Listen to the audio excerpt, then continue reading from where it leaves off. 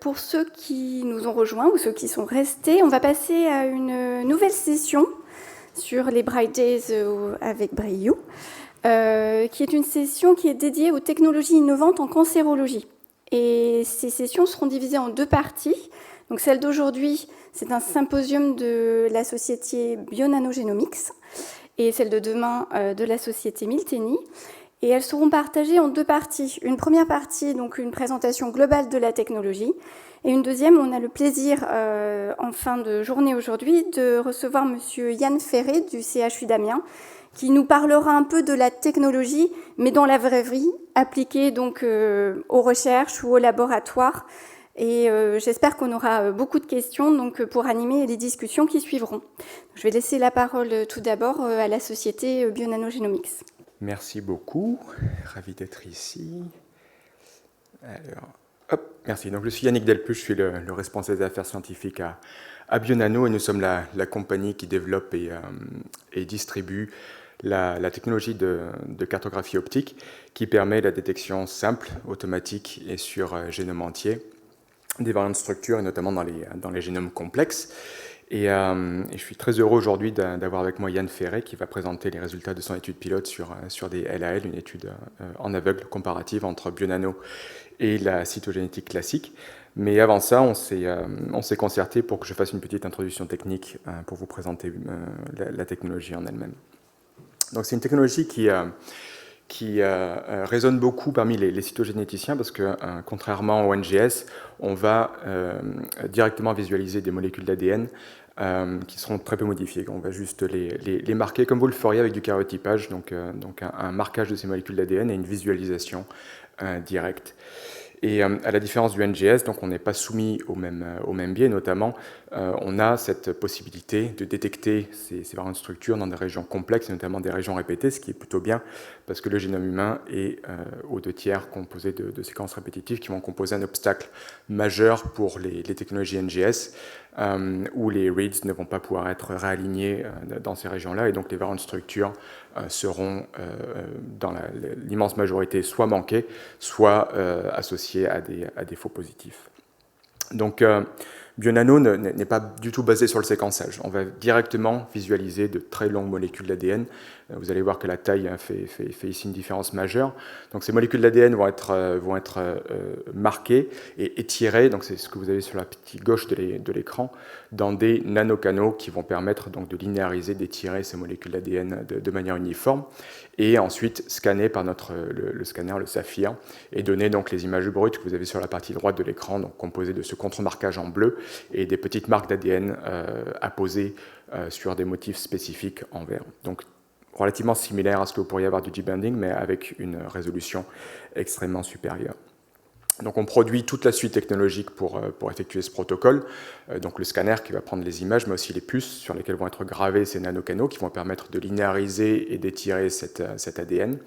Les kits d'extraction et de marquage, parce qu'on redéfinit en fait ce qu'est l'ADN de haut poids moléculaire, je vais y revenir un petit peu après, mais aussi la suite logicielle qui permet d'analyser et d'interpréter ces résultats, donc logiciel qui est gratuit, disponible sur notre site internet, et on fournit aussi des jeux de données si vous voulez vous faire une idée de l'ergonomie du logiciel, et je pense que le docteur Ferré pourra aussi donner son input sur l'utilisabilité et la facilité d'utilisation du logiciel.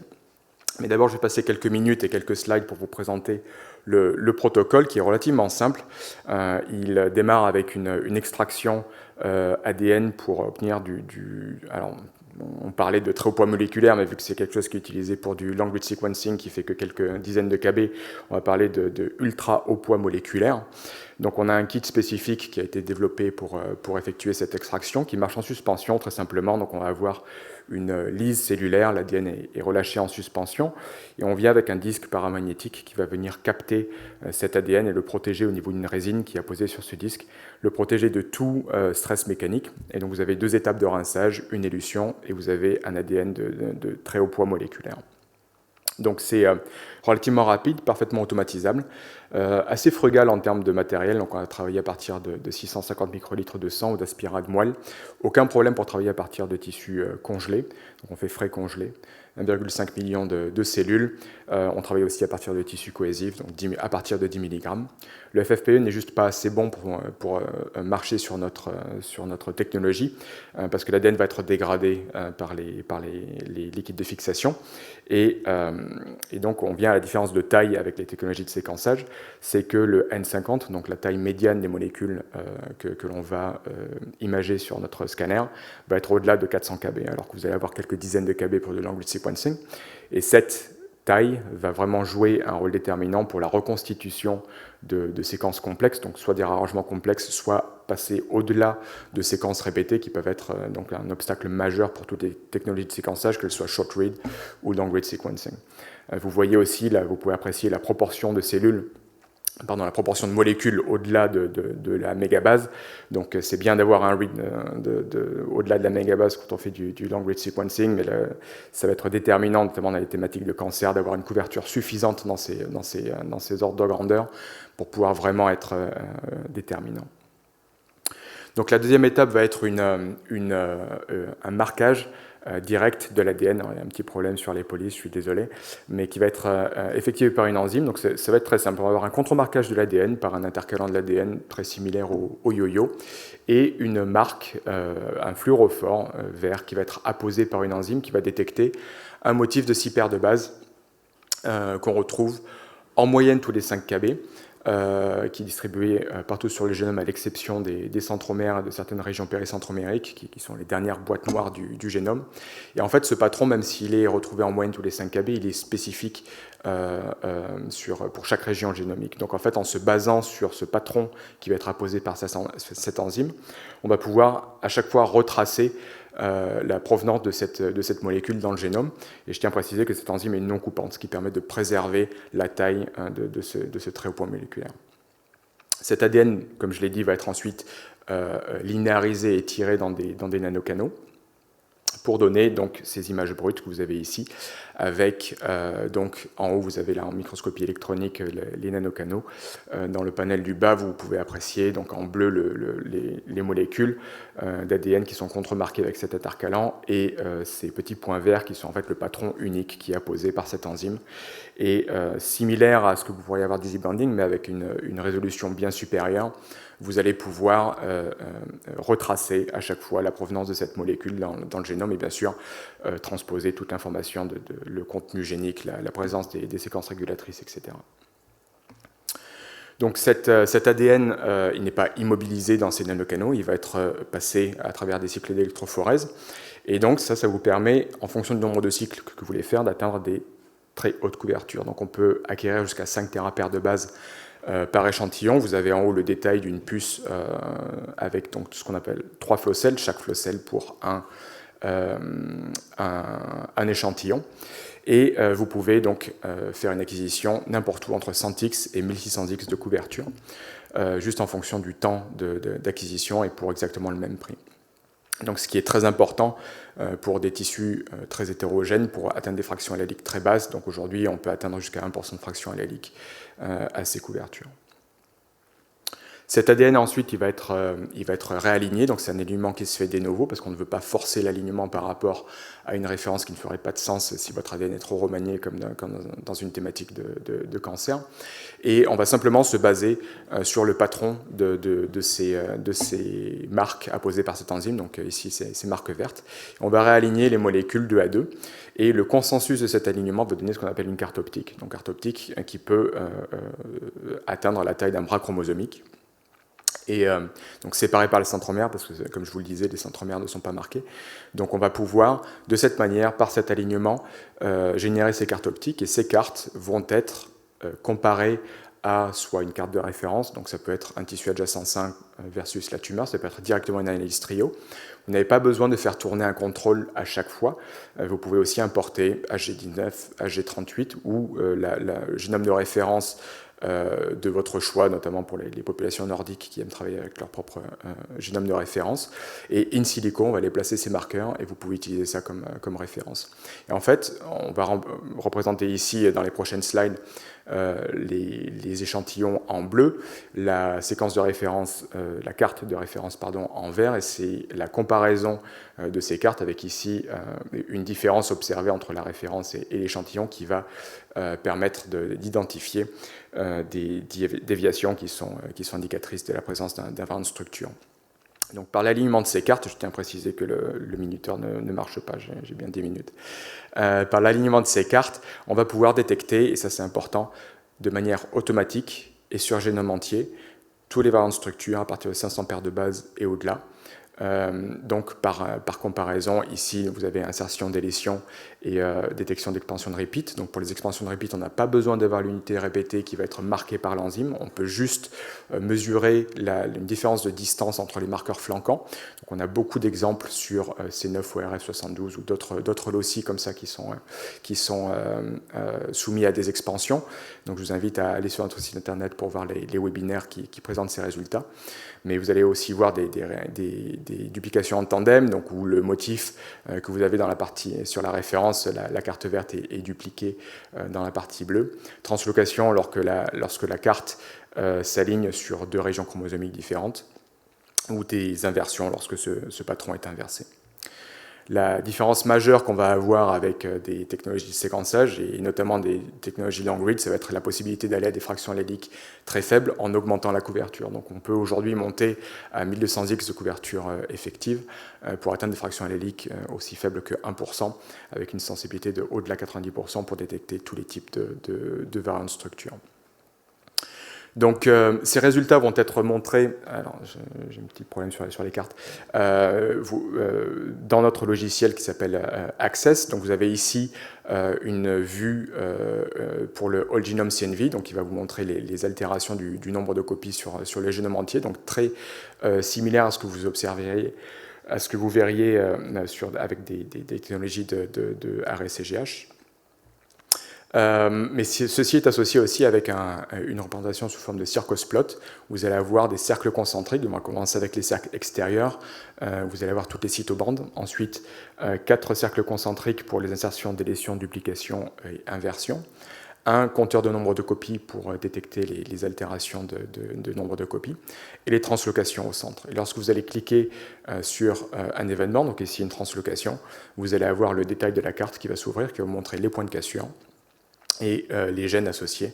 Donc ici, une translocation 922, donc un chromosome du Philadelphie qui va conduire à une fusion BCR-ABL. Donc ces résultats sont bien sûr exportables sous forme de fichiers VCF classiques, mais aussi peuvent être filtrés. Donc une option de filtration avec une base de données d'échantillons normaux qui permet de filtrer l'immense majorité des variants polymorphiques qui sont observés dans des populations asymptomatiques et vous permettent donc de ne pas vous surcharger en termes de données analysées. Et je reviens sur une des présentations qui avait été faite par un orateur un petit peu plus tôt cet après-midi qui parlait de la quantité faramineuse de données analysées sous forme de NGS. Aujourd'hui, je pense que Yann Ferré sera la meilleure personne pour en parler. On essaie vraiment de designer le logiciel pour qu'il soit utilisable par des cytogénéticiens qui n'ont pas de formation en bioinformatique, et tous nos utilisateurs n'ont jamais fait appel à un bioinformaticien dans leur équipe pour analyser les résultats. Donc le champ d'application de cette technologie, très rapidement, en recherche translationnelle, il va être vraiment sur 3 axes. Un axe de découverte pour identifier de nouvelles fusions ou de nouveaux SV dans des études d'association. Médecine de précision pour identification des variants de structure qui peuvent être ciblés par des thérapeutiques, ou de la stratification de patients, on va voir un exemple, mais aussi dans la complémentation ou le remplacement de certaines technologies de cytogénétique classique, donc un karyotypage, fiche, arrêt, mais aussi Southern blot pour des expansions de repeat, expansion ou contraction, parce qu'on a aussi une très belle application sur FSHD aujourd'hui commercialisée par Perkin-Elmer. Donc le détail de tous ces exemples d'applications Et sur notre site internet, je vous invite à scanner ces QR codes avec l'appareil photo de votre iPhone pour accéder directement aux brochures, parce que je ne vais pas avoir le temps aujourd'hui d'aller dans tous les exemples, mais vous pouvez donc accéder à ce qu'on appelle des vignettes qui va vous donner le détail de toutes les applications et des exemples concrets d'utilisateurs qui donc soit dans le domaine des maladies héréditaires, du cancer ou de la cytogénétique. Mais je vais détailler 2-3 applications. Donc la première, bien sûr, c'est en médecine de précision pour l'identification de variants, donc d'une part très connue ici sur la partie droite de l'écran, gauche, pardon, un chromosome de Philadelphie assez joli, une triple translocation qui conduit à la formation d'un chromosome de Philadelphie, mais aussi l'identification dans une cohorte de leucémie de fusion qui n'avait pas été identifiée par cytogénétique classique. Donc ceci a été décrit dans un préprint sur bioRxiv qui va être soumis en peer review dans les prochains jours. Une très belle application aussi sur la stratification de patients, donc ici dans une thématique d'hépatocarcinome cellulaire, avec des patients qui ont une insertion de HBV en amont du gène des cyclines qui va provoquer un stress réplicatif.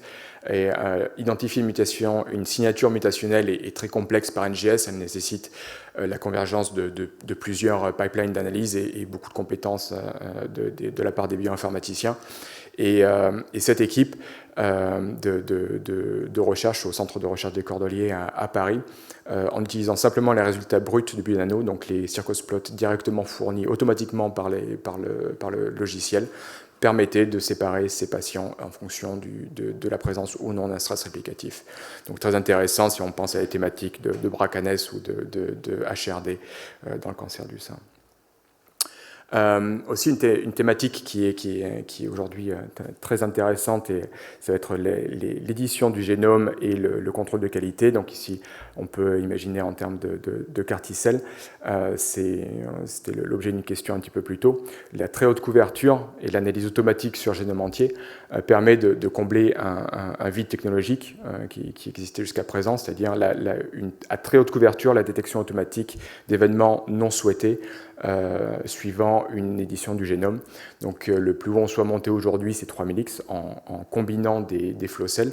Mais aujourd'hui, une simple puce pour monter quasiment à 5000X de couverture et vous permet donc de détecter automatiquement des réarrangements, donc ici qui atteignaient 0,2% de fraction allélique. Donc la partie qui va être abordée par Yann Ferré va être plutôt cette application en cytogénétique pour la complémentation, le remplacement ou la bonardisation de pipelines d'analyse donc qui utilisent une combinatoire de karyotypes, de fiches, d'arrêts, et on veut aujourd'hui étudier le potentiel de Bionano pour permettre un protocole moins demandeur en termes de temps à la paillasse, plus automatisable et hautement reproductible. Donc on a deux études qui ont été soumises en préprint à bioRxiv dans les mois derniers. Donc une sur une cohorte constitutionnelle de 85 patients où donc Bionano a été testé en comparaison du gold standard, donc karyotype et arrêt, pour la détection d'une centaine d'événements, et les auteurs ont trouvé 100% de concordance avec Bionano. Et une deuxième, cette fois dans une cohorte de leucémie, donc un panel assez large de leucémie, avec un mix d'événements complexes et simples, où là encore Bionano avait été décrit comme présentant 100% de concordance avec le gold standard. Mais je vais laisser la place aujourd'hui à Yann Ferré qui va nous présenter ses résultats sur une étude comparative en aveugle entre Bionano et une combinaison de fiches RTMLPA, SNP array et karyotypage. Donc Yann Ferré est cytogénéticien dans une équipe oncohématologique au CHU d'Amiens, Picardie. Merci beaucoup.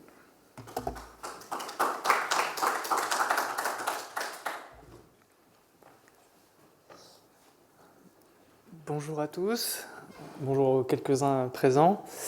Alors nous nous sommes attachés à évaluer la cartographie optique, nous, dans les hémopathies malignes.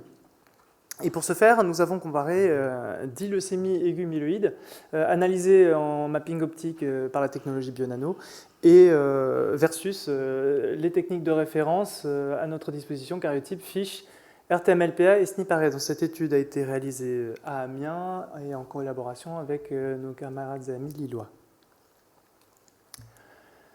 La cytogénétique des leucémies aiguës lymphoblastiques est caractérisée par une très très grande fréquence et une très grande variété des anomalies cytogénétiques d'intérêt qu'on peut y trouver. Donc on a des gains de chromosomes entiers, des gains partiels, des délétions totales, partielles, des translocations équilibrées, des microdélétions qui induisent la production de transcrits de fusion. Cette grande diversité a un intérêt clinique, puisque un certain nombre de ces anomalies ont un impact pronostic, impactent la prise en charge thérapeutique directement. D'autres sont des cibles thérapeutiques, par exemple la LFI ou la LFI-like, qui sont ciblables par inhibiteurs de tyrosine kinase.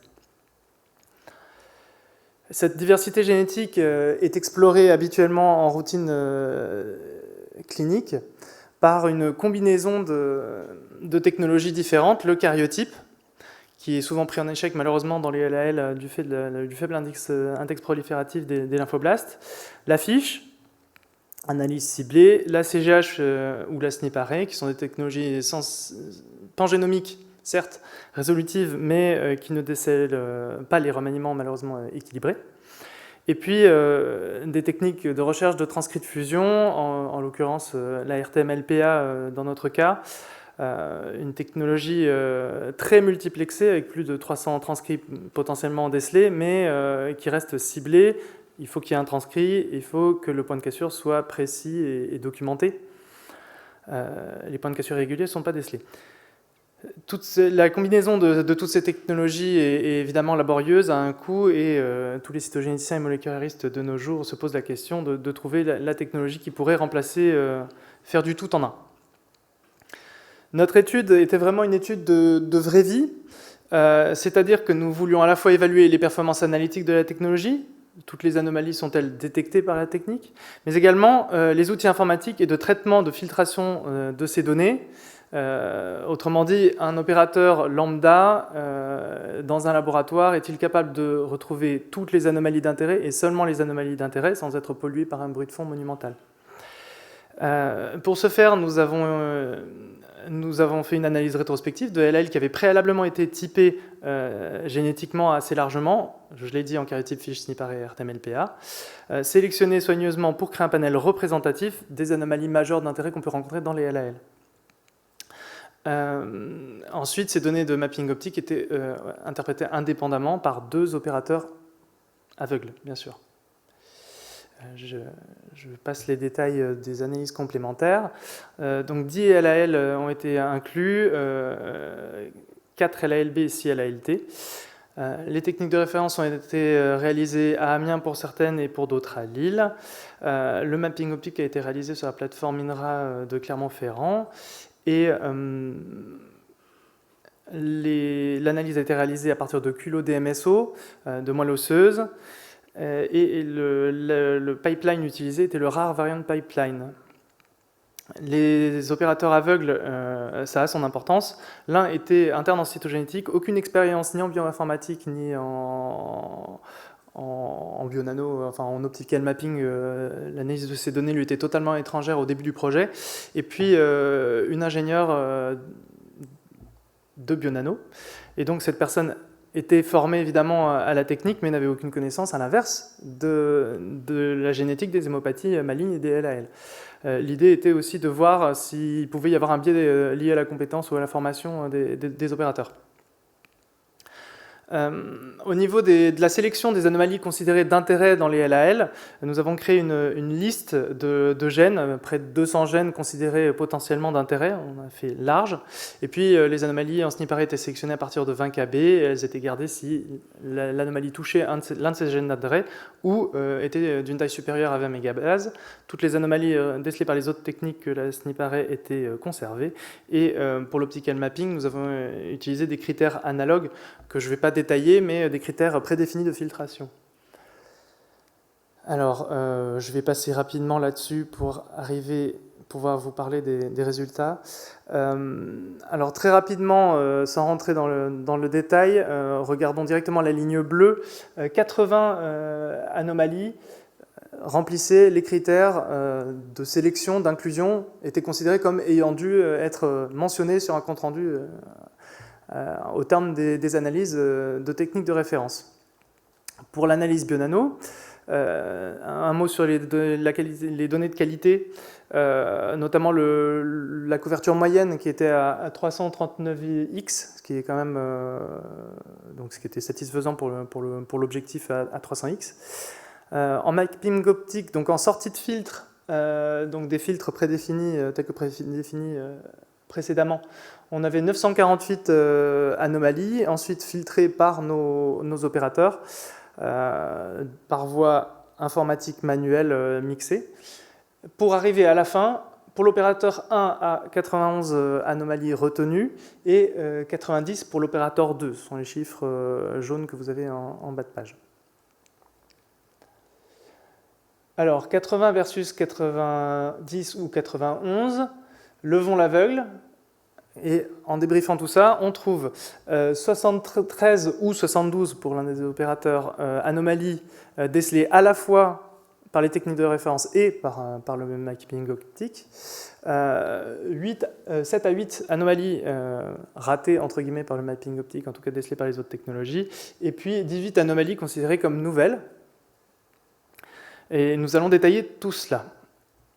Alors, très rapidement, l'objectif n'est pas de regarder précisément toute cette liste, évidemment, mais un œil quand même pour les connaisseurs des leucémies aiguës lymphoblastiques. Les anomalies décelées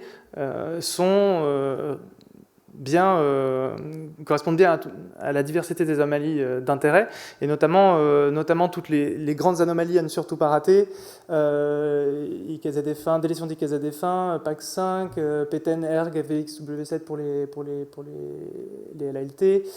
Toutes les translocations étaient bien décelées, donc on avait une TLX1TRD. On avait aussi, alors bon, je regrette l'absence de pointeur, hein, désolé.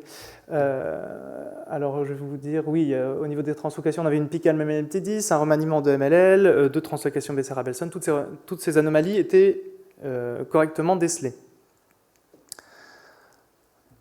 Hop. Alors intéressons-nous aux discordances. Donc, alors, dans les discordances, on peut les catégoriser en plusieurs classes. Finalement, les discordances liées à un problème de filtration des données, mais des données présentes, visibles dans les raw data. Des anomalies liées plutôt à des erreurs, on va dire, de l'opérateur, plus ou moins bien guidées par les outils ergonomiques, etc. Et puis les trous noirs, c'est-à-dire vraiment les anomalies complètement inaccessibles. Voilà. Alors pour les premières anomalies, discutons-les les unes après les autres. Alors les premières anomalies, donc c'était des gains d'un chromosome 3 et d'un chromosome 4 dans le patient numéro 3. Et ces gains n'étaient pas décelés. Alors si vous regardez le circos plot, effectivement sur le chromosome 3, on voit un gain partiel en 3Q en bleu, uniquement sur le circos plot, mais on ne voit pas de gain 3P et on ne voit pas de trisomie 4 non plus. D'accord ? Donc invisible au niveau des filtres. Quand on retourne sur les raw data, donc la bande du bas, on voit bien le nuage décalé vers le haut pour les chromosomes 3 et 4, donc probablement un sous-clone, donc moins de rouge, plus de bleu. On voit le léger décalage vers le haut, qui nous montre bien que ces anomalies étaient présentes. Donc voilà, alors, les opérateurs n'avaient pas encore l'habitude, mais finalement, il faut regarder les raw data dans ces cas-là. Exactement de la même façon, un gain en 22, pardon. Un gain en 22, alors là c'est en tout au bout du... Alors évidemment, je ne peux pas vous l'indiquer non plus. Au bout de la track, là, donc pour vous c'est à droite, juste avant les bandes rouges, là vous voyez un nuage de points bleus décalé vers le haut, et là aussi on a un gain qui n'est pas passé les filtres, mais qui est bien présent de façon sous-clonale. Voilà. Dans le même patient, une autre anomalie qui n'avait pas été décelée, alors une délétion VPREB1. Alors là, c'est tout bête, l'anomalie était bien décelée, mais finalement enclavée dans une zone qu'on a l'habitude de négliger, c'est-à-dire que VPREB1 se trouve dans la zone du locus IGL, chaîne légère des immunoglobulines, qui sont toujours remaniées, délétées de façon physiologique dans les lymphoblastes. Donc ce sont des zones dans lesquelles on a l'habitude de voir des délétions et de les négliger. Donc, finalement, ce gène n'était pas placé au bon endroit, et on est juste passé à côté, tout simplement. Alors, autre anomalie, un sous-clone dupliqué à 90-95 chromosomes, donc proche de la tétraploïdie, qui n'a été vu qu'au karyotype, qui n'était pas vu en SNP array, ni en optical mapping. Alors, ça nous a un peu posé problème. Le problème, c'est que le karyotype était très compliqué pour ce patient-là. On avait 6 métaphases quand même sur 19, ce qui est un nombre quand même important. 6 métaphases sur 19 qui étaient proches de la tétraploïdie, mais on avait un nombre de chromosomes qui était très variable. On avait une très faible résolution, parfois on n'arrivait même pas à découper, vraiment à bien séparer les chromosomes. Alors on ne sait pas si c'est une anomalie qui est sortie au karyotype parce qu'elle avait un avantage prolifératif très important et peut-être qu'en proportion des cellules, elle était faiblement représentée et finalement elle n'a pas passé les seuils de détection tout simplement, ou il peut s'agir d'une vraie tétraploïdie. On sait que les vraies tétraploïdies sont inaccessibles pour toutes les techniques quantitatives en bloc, comme ça, hors karyotype fiche. Finalement, tout ce qui est CZH, SNP array et l'optical mapping n'y coupe pas, est incapable de déceler ce type d'anomalie. Mais c'est une hypothèse, malheureusement, que nous n'avons pas pu vérifier. Alors, plus intéressant, peut-être plus embêtant en clinique, une microdélétion qui génère une fusion des gènes P2, RY8 et CRLF2, qui génère un transcrit de fusion très important dans les LAL, dans une zone qui est réputée difficile, puisque c'est une région pseudo-autosomique, tout à l'extrémité du bras court du chromosome X. Alors on sait, en SNP array, c'est difficile à voir, parfois ça marche pas. En RTMLPA, parfois ça marche, parfois ça ne marche pas. Ici, une boîte noire, aucune molécule mappée, donc on n'a rien. Donc on ne voit pas la zone, donc on ne peut pas trouver l'anomalie. La question est éventuellement d'aller voir en bioinfo dans les molécules, dans la poubelle, entre guillemets, voir si des molécules pourraient nous donner la réponse, et quelque part, si on cherche spécifiquement cette anomalie dans cette indication-là, si demain on devait utiliser l'outil, alors peut-être, mais ça reste à explorer, et ce serait intéressant de voir cette piste-là, mais là, pas de vue du tout sur cette anomalie précisément. Ensuite, une trisomie 21, une bête trisomie 21 sous-clonale. Alors, représentée dans 7 sur 22 métaphases, ça peut sembler beaucoup. On s'est posé la question, on a vérifié en fiche et on l'a retrouvée dans 7% des noyaux en interphase seulement.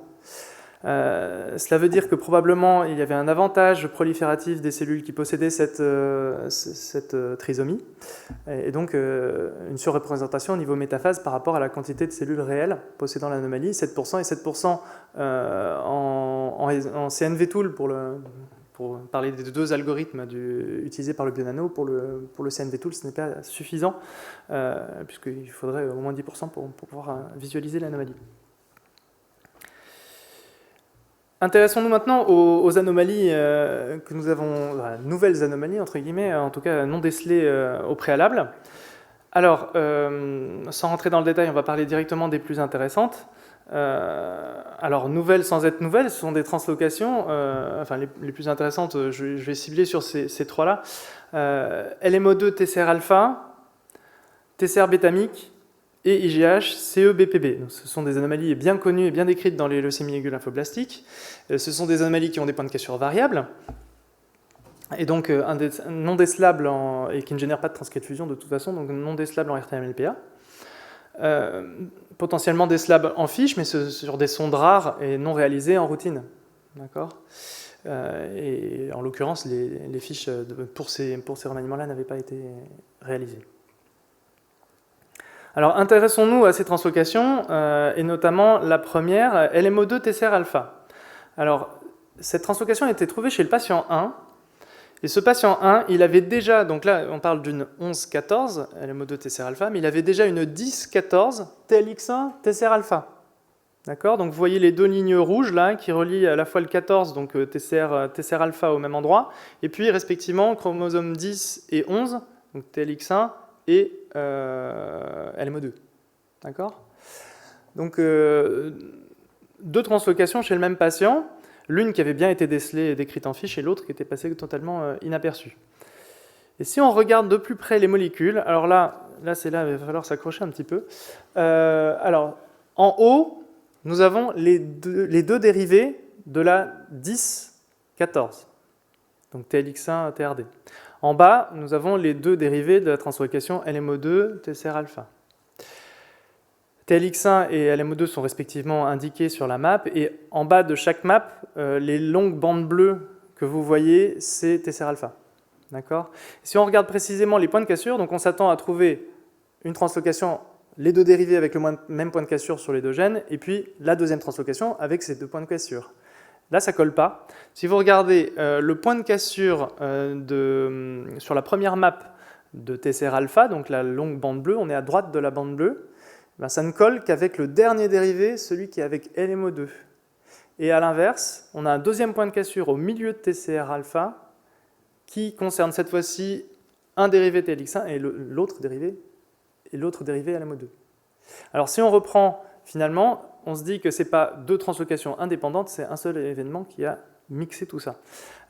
Si on essaye de schématiser, donc la première hypothèse, ce serait une translocation TLX1 TCR-alpha classique, avec un point de cassure, et puis un deuxième point de cassure, sauf que ça ne marche pas. Alors, soit on a un remaniement, voilà, un manège à 4 partenaires.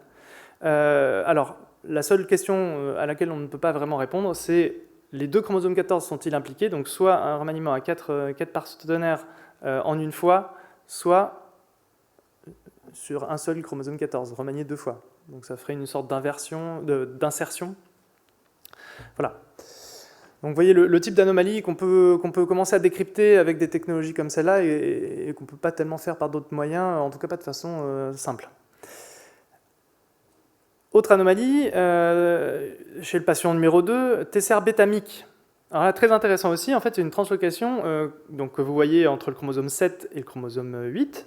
Donc, sur le chromosome 7, on a TCR bêta, et en 8q24, donc le bras long du chromosome 8, on a MYC. Et vous voyez qu'en face, sur le chromosome 8, en face de la translocation, on a un petit point bleu, et ce petit point bleu est une inversion qui tombe bizarrement juste en face. Si on zoome là-dessus, on a les deux dérivés de translocation en haut et l'inversion en bas. D'accord ?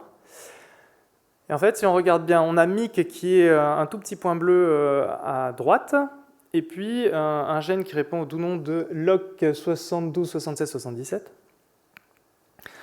qui est impliqué dans la translocation. Et donc, si on reprend tout ça, on voit qu'il y a une translocation MYC-LOC plus translocation de TCR bêta MYC. Avec un schéma, ça va mieux, et voilà ce qu'on obtient. Une cassure, le fragment du milieu rouge foncé qui s'inverse, qui recolle d'un côté, le fragment restant de MYC qui vient se mettre dans le TCR bêta et échange du dernier fragment. Voilà. À titre d'exemple de ce qu'on peut trouver.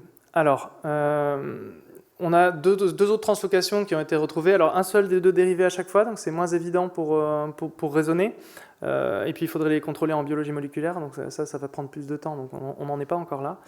Deux remaniements particulièrement complexes, hein, vous voyez, ça tient sur 2 lignes, on n'est même pas sûr de la formule parce qu'on a postulé qu'à chaque fois, s'il y avait plusieurs remaniements, c'était sur le même chromosome, puisque les zones étaient proches, donc on part du principe que ça cible un chromosome à une zone et pas 2, mais voilà.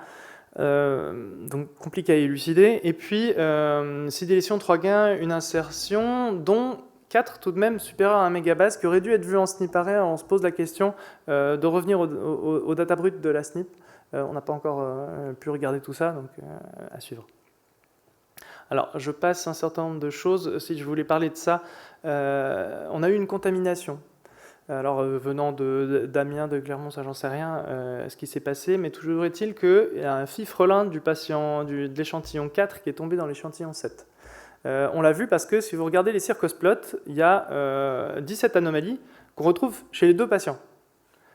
Voilà. Et dans le patient 7, on avait les anomalies du patient 7 et des anomalies du patient 4 et aucune anomalie du patient 7 dans le patient 4. Et de plus, les anomalies qu'on retrouvait dans le patient 7, à chaque fois en nombre de molécules, c'était un fifrelin. On en a déduit que c'était une contamination. D'accord ? Donc il faut faire gaffe, hein, pour ne pas tomber sur un faux positif, surtout là il y avait un Becerra-Belson par exemple. Ça n'a pas été trop difficile à voir, mais bon, évidemment, il faut se poser la question et il faut s'en prémunir. La question, c'est éventuellement, il n'y a pas d'amplification, hein, c'est pas de l'EPCR, mais quand même, comme on part sur des technologies avec des grosses profondeurs, voilà. D'envisager du barcoding comme en NGS, finalement, pour se prémunir de ce type de problème. Donc, c'est en discussion avec Bionano, voir ce qu'il est possible de faire. Je passe et j'en arrive à la conclusion. On a manifestement une technologie qui arrive à maturité, qui est relativement ergonomique, on est rentré dedans très facilement, qui remplit ses promesses en termes de résolution, de sensibilité analytique, avec évidemment des angles morts, notamment les zones pseudo-autosomiques dont j'ai parlé, les centromères, les télomères, donc tout ce qui est translocation de bras entiers, etc., on ne pourra pas les voir. Et puis les gains ou les pertes de chromosomes entiers en faible fraction, on a vu avec la trisomie 21 par exemple, sous-clonale.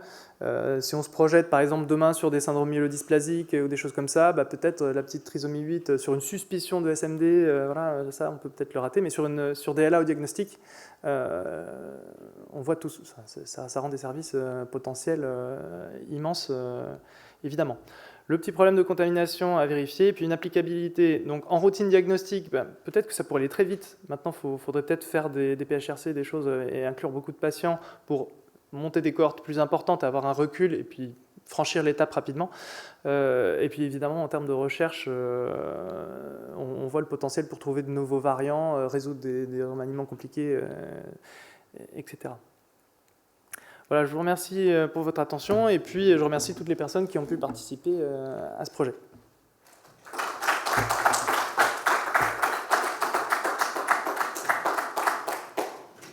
On a une question déjà pour vous. Donc, le stress réplicatif est un élément qui devient très important dans la prédiction potentielle de la réponse aux immune checkpoints.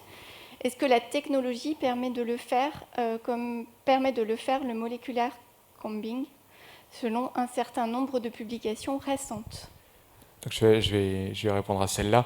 Donc le molecular combing va permettre d'identifier un stress réplicatif au niveau des fourches de réplication en regardant la progression des fourches de réplication. Nous, ce qu'on fait, c'est qu'on regarde la conséquence de ce stress réplicatif et notamment la signature mutationnelle qui va en résulter. Donc c'est quelque chose qui... le molecular combing ne va pas permettre de corréler un stress réplicatif à certaines régions du génome, à moins d'utiliser une combinaison avec des sondes fiches, ce qui va être très lourd. Et il y a aussi en termes de couverture, parce que l'ADN est immobilisé sur des lames de verre, et donc il faut à la main aller chercher chaque fourche de réplication et combiner avec des sondes fiches.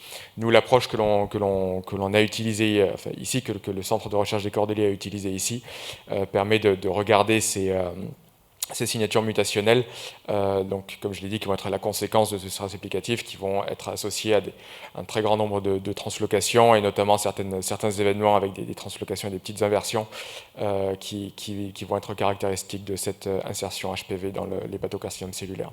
Et encore une fois, cela se fait de manière automatique et sur génome entier.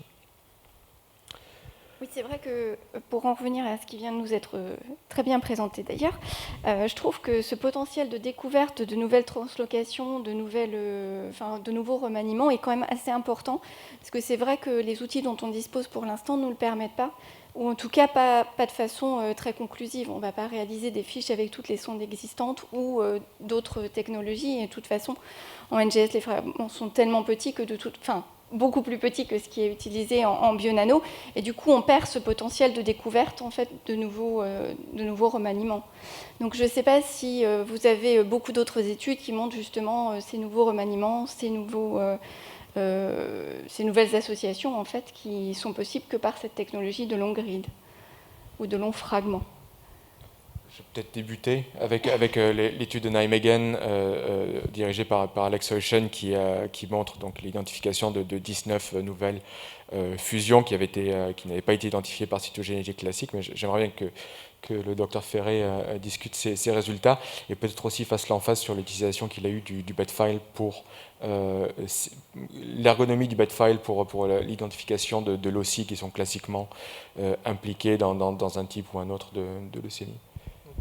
Alors, sur les résultats de Nijmegen, donc c'est intéressant, ils ont pré-publié 48 échantillons. Ils en visent au moins 100 ou je ne sais plus combien, donc c'est en train d'avancer, donc ils sont déjà en train de faire une très très large cohorte, et eux ont mixé un grand nombre d'hémopathies différentes. Donc alors sur des SMD ou quoi, ils vont peut-être avoir moins d'anomalies par patient, mais ils vont couvrir une diversité pathologique. L'idée, c'est vraiment la transférabilité dans toutes les indications. Eux, ils veulent remplacer le karyotype. Enfin, la philosophie, c'est un peu ça. Alors sur leur toute nouvelle fusion, ils n'ont pas encore énormément parlé dessus à ma connaissance. En tout cas, dans la prépublication de Archive, j'avais rien. Ce sera l'objet d'une autre publication. Voilà. Après, sur l'ergonomie logicielle, nous, c'était vraiment l'angle qu'on voulait privilégier, et puis aussi parce que c'était ce qu'on voulait savoir, tout simplement. Alors, sur la gestion des filtres, alors on a testé un petit peu les filtres. Il y en a qui sont au point, il y en a qui sont un peu moins au point. Il y a des filtres, par exemple, quand on voit une anomalie, par exemple des masques. Donc des masques. Un masque, c'est fait pour une anomalie tombe sur le masque, et ben on va la négliger parce qu'on sait qu'on est dans une zone de duplication segmentaire, etc. Par exemple. Ces masques, parfois, on a une petite délétion, une très grosse délétion qui est plus grande que le masque. Donc cette délétion est manifestement vraiment là, puisqu'elle est plus grande. Et comme le masque tombe dessus, elle peut être effacée, etc. Il y avait des petits réglages en termes de filtres qui pouvaient être améliorés. À l'inverse, sur les variants constit, le filtre marchait très bien, il ne nous a pas supprimé d'anomalies pertinentes. Voilà. Sur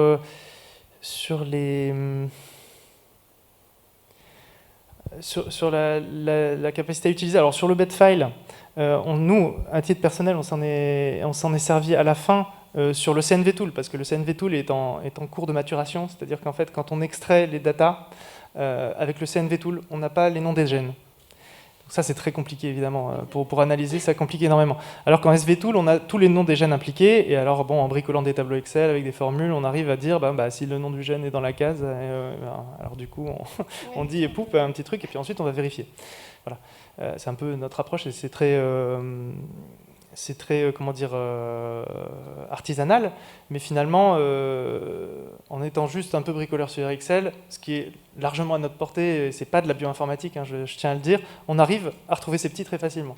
Et voilà, en 2 semaines de temps, voilà, Nathan qui avait jamais fait a su retrouver. Voilà, donc le bedfile, donc c'est un outil qui permet d'entrer dans BioNano Access, le logiciel dont on a des captures là, qui permet d'entrer un certain nombre de gènes et de les visualiser autour des circosplots ou dans les maps. Voilà. Et donc là, on visualise les gènes, et finalement, si on cherche, on passe en revue les gènes un par un, on fait le tour du circosplot et on voit s'il y a une anomalie dessus. Donc c'est un peu plus manuel, mais ça permet de ne pas rater des choses. Voilà. Donc c'est un outil complémentaire, très utile, qui sera encore plus utile quand les filtres seront optimisés, les masques dont je parlais. Quand ceux-là seront vraiment optimisés, là, je pense que le BioNano Access va devenir capable de faire ce qu'on a fait en tableau Excel à l'extérieur, de le faire directement dans BioNano. Ça, c'est le petit gap qui reste à passer, et du coup, qui fait aussi que après ça laisse un peu de boulot aux opérateurs. Heureusement, on sert encore un petit peu à quelque chose, mais finalement sans ça, la technologie est capable de quasiment tout sortir d'un coup. Et on n'en est vraiment pas loin. Et quand on voit les optimisations à faire et ce qui existe par ailleurs d'un point de vue logiciel, je pense que ça devrait aller très vite. Voilà. Juste pour préciser justement que la prochaine version du logiciel va permettre directement à partir du CNV Tool de sortir les gènes, et cette version devra arriver dans les semaines qui suivent. Donc ce sera bien d'avoir le follow-up de cette étude avec la nouvelle version du logiciel, et qui va justement bénéficier d'une très grande amélioration en termes de sensibilité sur le CNV, mais aussi sur l'ergonomie avec l'utilisation du bed et les gènes. Si je peux juste me permettre d'intervenir sur la contamination que vous avez vue, c'était peut-être pour développer un petit peu donc votre point de vue sur le barcoding qui est très intéressant. Et juste pour préciser quelque chose qui n'avait pas été précisé, c'était que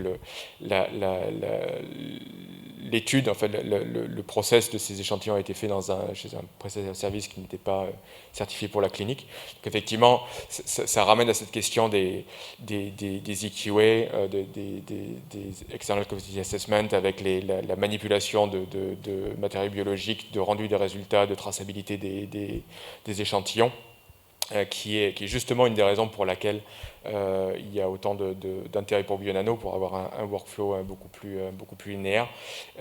Mais effectivement, peut-être faire une décorrélation entre peut-être la causalité de cette contamination qui effectivement est opérateur dépendante pour quelqu'un qui n'est pas formé pour la clinique, mais effectivement avec ce potentiel ou ce retour d'expérience de peut-être mettre nous en place un outil soit bioinformatique, soit protocole, pour pouvoir justement proactivement, en vue de ces EQA ou de ces bonnes pratiques de laboratoire, permettre de faire un meilleur traçage du matériel biologique. Alors là-dessus, je suis d'accord, effectivement, c'était une approche très, très recherche, donc voilà. Maintenant, alors après, moi, à titre personnel, l'optimisation des pratiques, c'est une chose, mais on veut toujours, et s'il y a une erreur. Oui, Voilà. non, tout à fait. Voilà, non, je vous entends tout à fait.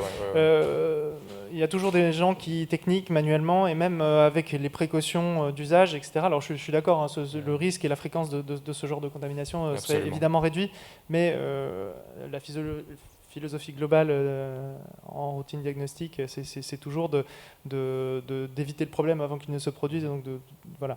Je pense que il faut avoir moyen de contrôler qu'il n'y a pas eu de problème, plutôt parce que sinon c'est une boîte noire, quoi. Mais bon, je pense qu'on y arrivera sans difficulté.